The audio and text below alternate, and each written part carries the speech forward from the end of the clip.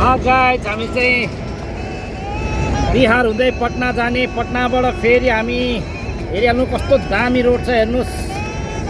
यहाँ हेर्नुहोस्, अब पटना जाने रोड हो यो। पटना हुँदै राँची, कलकत्ता तपाईँ हामी हेर्दै गर्नुहोला। यो एकदम राम्रो छ।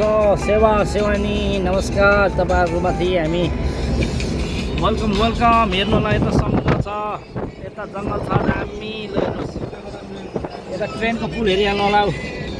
ए हाइवे नै रहेछ, गाडी कुद्छ।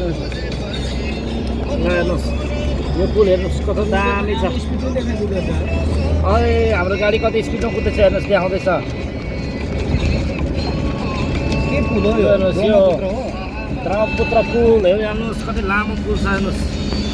लगभग 2 किलोमिटरको पुल रहेछ लामो। यता हेर्नु घरहरू पुगेको छ। खोलाको छेउमा घर बनाएको छ, जुत्छ नि। पारिपट्टि पुल हेर्नुहोस् कस्तो दामी छ।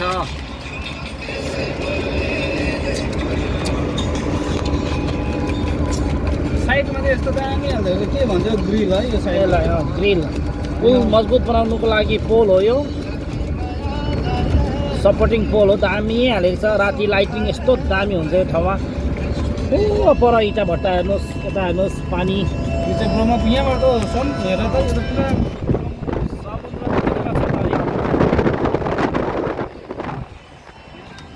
पुरा हेर्नुहोस् लालबाग ट्रेन।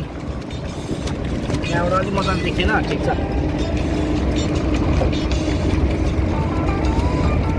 हेर्नुहोस् कति रमाइलो ठाउँ रहेछ। आम्बो त्यहाँ ट्रेन गुडेको चाहिँ नदेख्ने रहेछ। हाम्रो गाडी अलिक होचो भएको हुनाले हेर्नुहोस् यस्तो दामी छ। हामी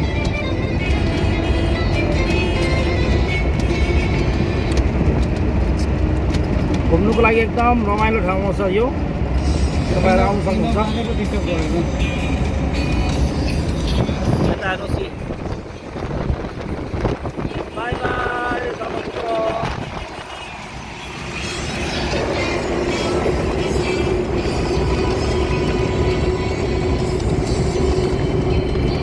पुललाई हामी छोडेको अवस्था। अब अर्को फेरि सानो ब्रिज आउँछ।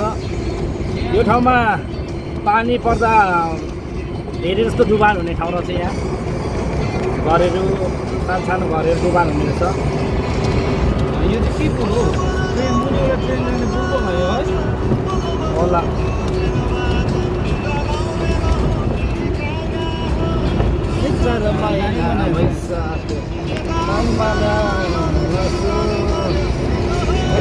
हाइड्रो प्रोजेक्ट पनि छ यहाँ, एकदम राम्रो। यता हेर्नुहोस् आँप खेती, लिची खेती, यस्तो दामी हेर्नुहोस्।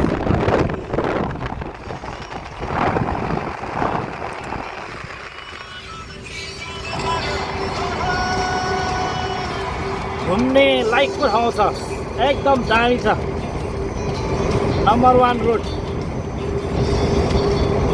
यो माथि ट्रेन गयो। माथि चाहिँ ट्रेन कुद्छ है, हेर्नुहोस् है साथीहरू। यो ट्रेनको प्रब्लम।